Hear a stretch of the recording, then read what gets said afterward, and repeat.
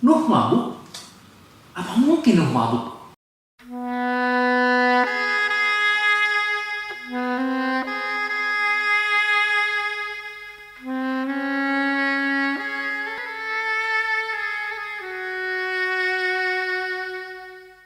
Kita berjumpa kembali Bapak Ibu Saudara dimanapun Anda berada. Senang sekali kita bisa tetap melanjutkan pembahasan pemahaman Alkitab.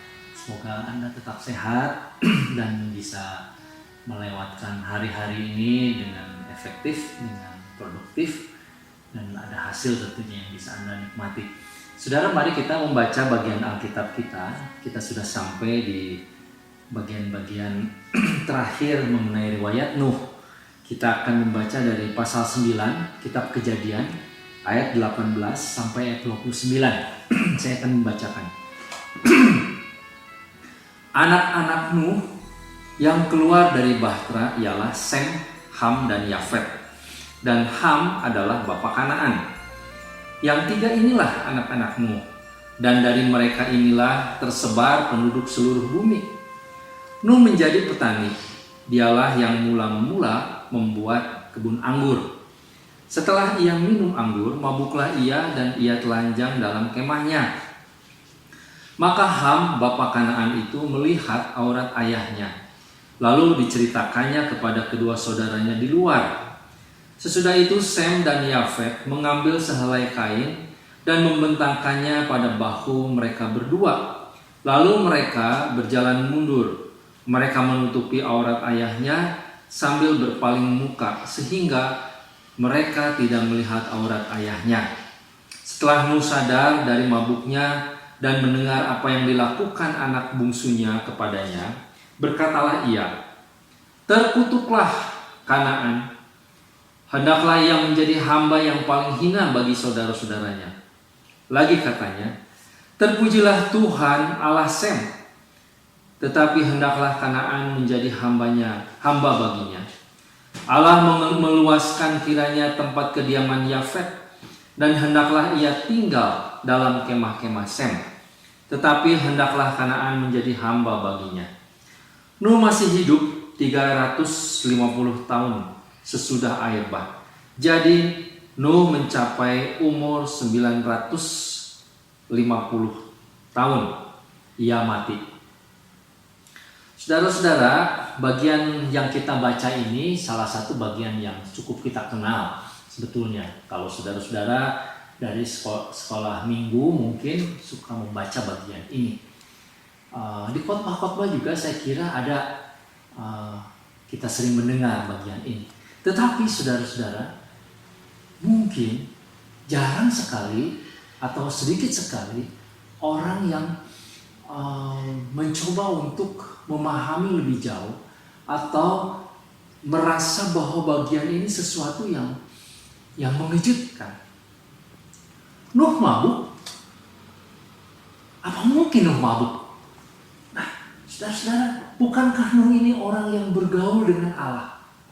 Bukankah Nuh itu adalah orang satu-satunya yang mendengarkan suara Tuhan sebelum air bah itu diputuskan oleh Tuhan menjadi sebuah hukuman? Bukankah Nuh orang yang benar? Tetapi saat ini saudara kita membaca Nuh mabuk. Bagaimana itu bisa terjadi?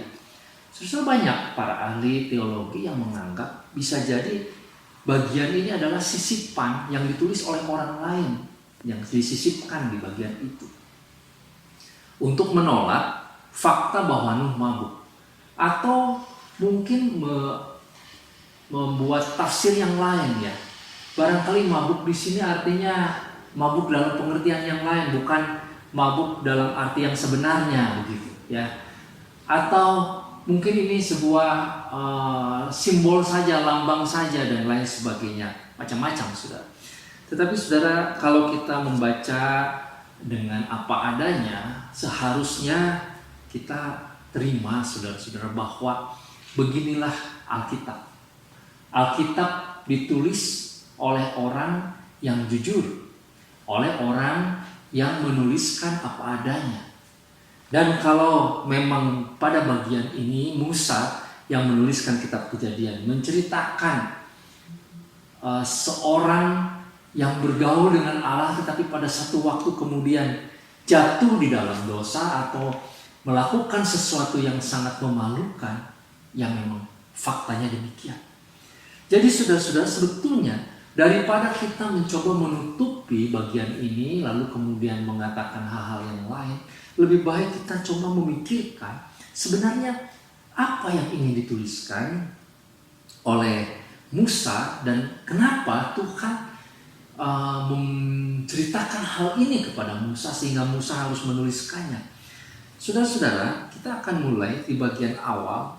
Di bagian awal dari ayat 18 dan ayat yang ke-19, di sini dikatakan sangat jelas bahwa pada waktu itu Nuh punya 3 orang anak laki-laki. Dan anaknya yang bungsu yang namanya Ham itu sudah punya anak juga yang disebut Kanaan.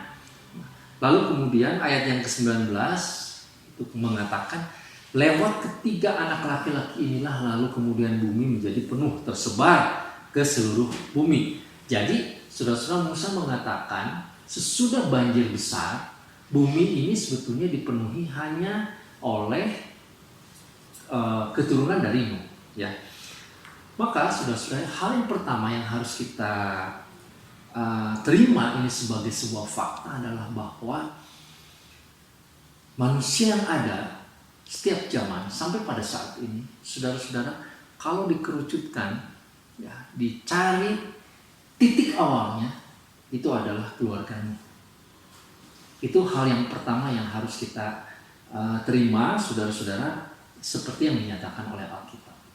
Saudara, di bagian yang lalu waktu kita membahas kitab Kejadian, kita sudah berulang kali membahas mengenai asal mula alam semesta, asal mula bumi ini, lalu kemudian saya menolak pandangan evolusi yang mengatakan bahwa manusia ini adalah perkembangan dari makhluk yang sederhana.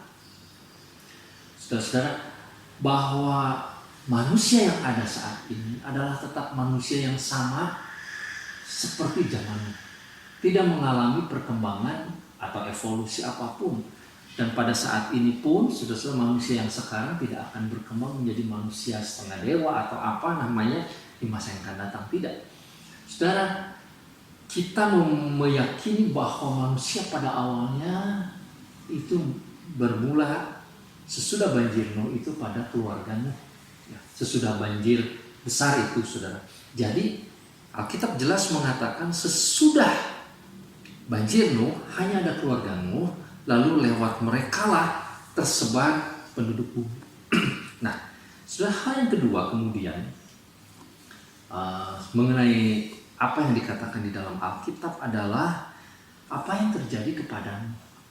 Nuh adalah bagian dari masyarakat yang sudah maju sebelum banjir. Ya, kita sudah melihat ada kota-kota yang dibangun, ada masyarakat yang sudah punya kebudayaan, punya peradaban, bisa menghasilkan kesenian.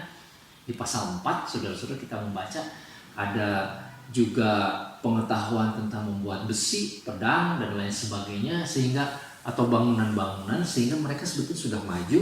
Dan Nuh pada bagian ini diceritakan dialah yang mula-mula membuat kebun anggur, sehingga teknologi pertanian khususnya pengolahan anggur Nuh sudah tahu.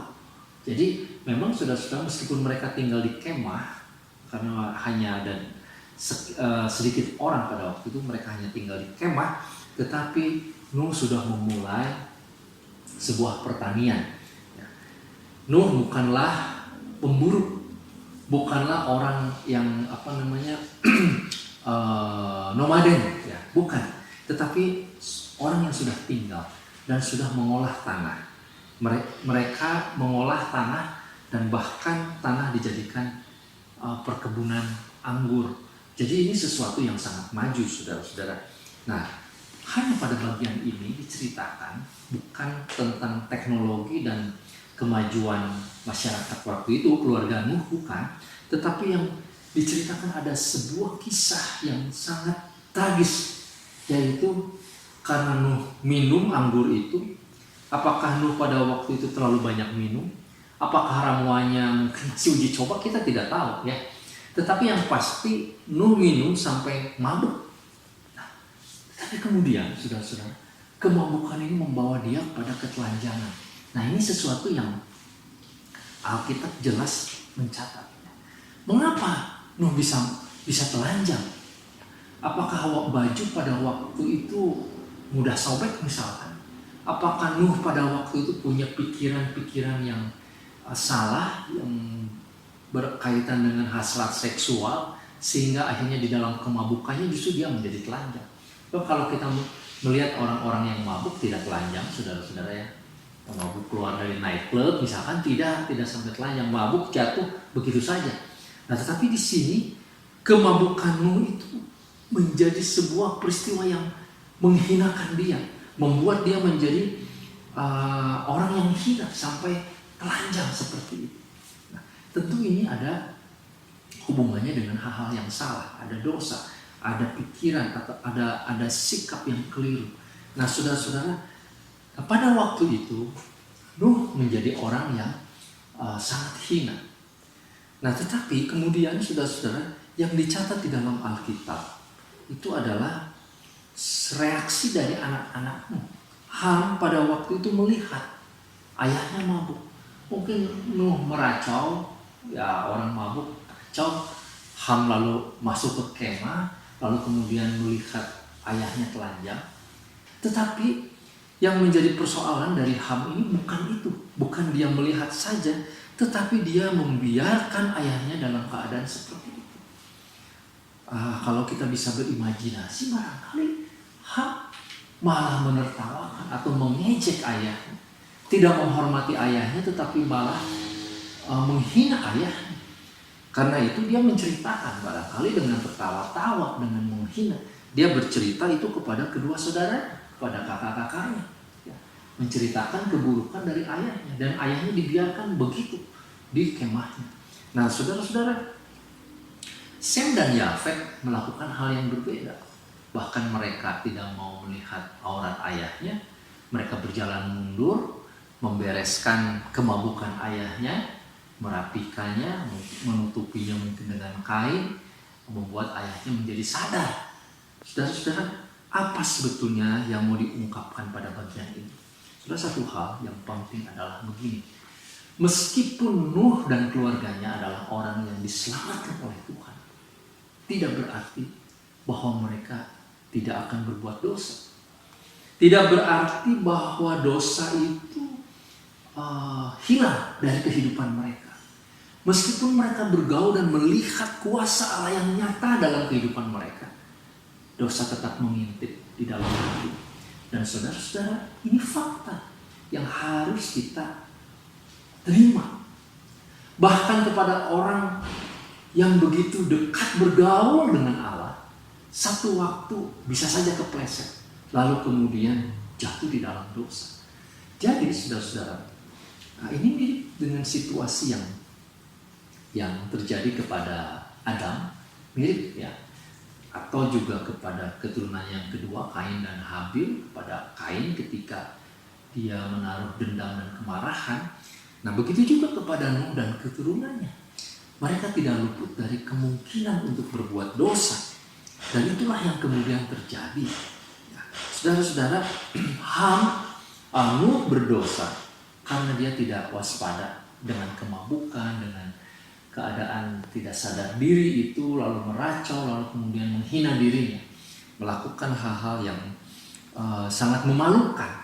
Tetapi Ham juga berdosa karena dia menghina ayahnya, membiarkan seorang ayah yang tetap terus di dalam keadaan yang memalukan dan tidak melakukan sesuatu yang berguna untuk ayah. Dia mungkin senang, dia mungkin bahkan menghina ayah. Saudara-saudara, ini adalah cikal bakal dari keadaan manusia yang masih memang diliputi oleh dosa pada waktu itu. Dan untuk keadaan yang demikian, sesudah Nuh sadar, lalu Nuh kemudian di dalam ilham Tuhan, lalu mengucapkan sebuah kalimat-kalimat nubuat yang cukup mengejutkan. Nuh mengutuk Kanaan. Dan pada bagian ini saudara, ayat yang ke-25 kita memang bertanya-tanya, kenapa bukan Ham yang dikutuk tetapi Kanaan? Apakah ini berarti bahwa kutukan ini akan berlanjut kepada keturunannya? Apakah yang dilakukan oleh Ham itu otomatis juga menjadi habit, menjadi kebiasaan dan sikap dari keturunannya? Bisa jadi demikian.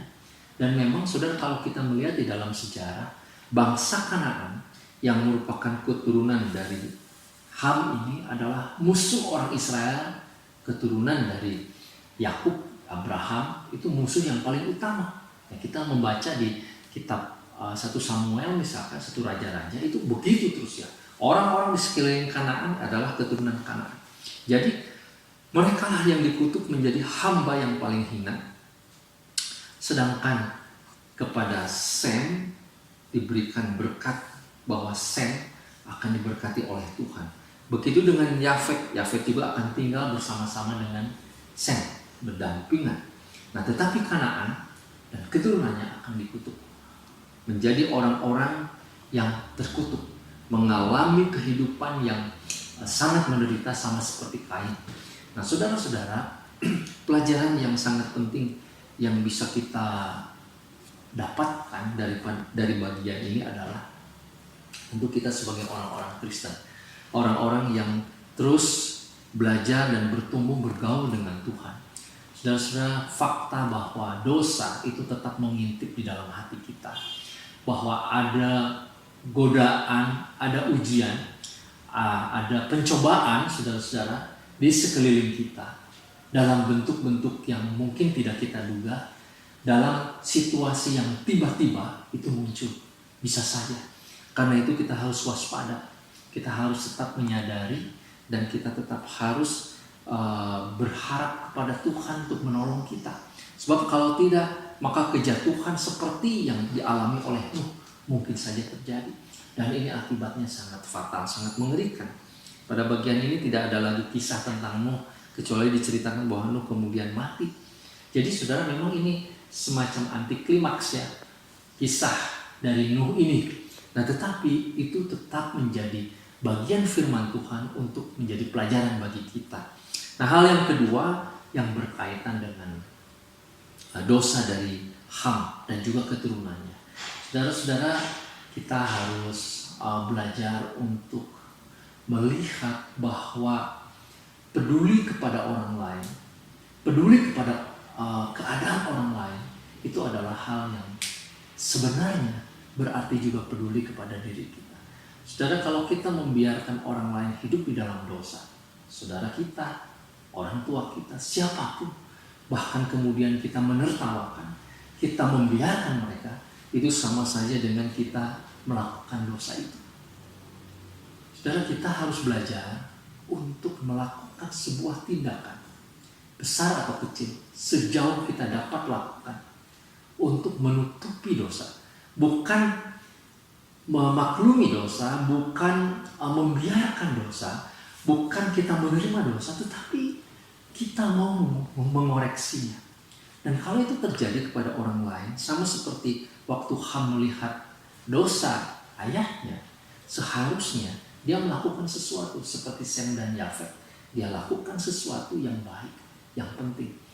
Nah, tentu ceritanya akan berbeda kalau pada waktu itu Nuh tetap memilih menjadi orang yang tetap mabuk. Mungkin Sem dan Yafet pun tidak bisa apa-apa. Nah, jadi saudara-saudara, yang penting bagi kita, selain kita waspada diri kita terhadap dosa-dosa yang akan muncul, godaan-godaan yang akan muncul, tetapi juga kita perlu memperingatkan, kita perlu memberikan nasihat, teguran kepada saudara-saudara kita yang lain yang mungkin hidup di dalam dosa, atau kita mendoakan mereka, kita berbicara kepada mereka sejauh kita bisa, dan tentu sejauh mereka juga mau menerimanya. Itu hal yang penting.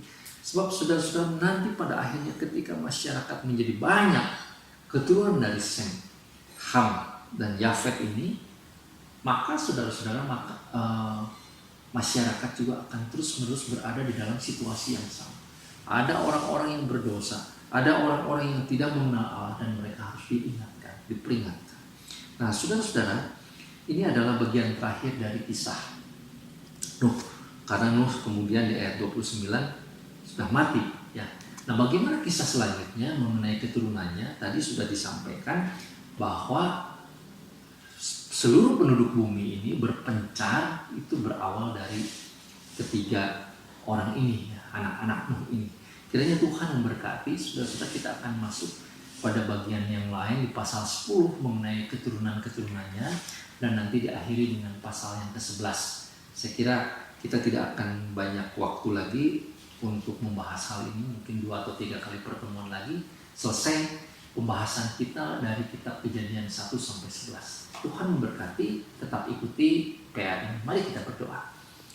Bapa di surga, tolonglah kami, karena kami membutuhkan pertolongan Tuhan pada saat kami melewati hari-hari kami di tengah pencobaan dan ujian, menghadapi kemungkinan untuk tetap dihadapkan dengan keinginan untuk berbuat dosa. Tuhan tolong. Juga Tuhan, biarlah kami menjadi orang-orang yang penuh berkat, memberkati orang lain, untuk mengingatkan mereka, menegur dan bertindak supaya orang-orang yang berbuat dosa pun diingatkan, melakukan sesuatu yang baik bagi kemuliaan dan kesucian Tuhan. Terima kasih Bapa, di dalam nama Tuhan Yesus kami berdoa. Amin. Tuhan Yesus memberkati.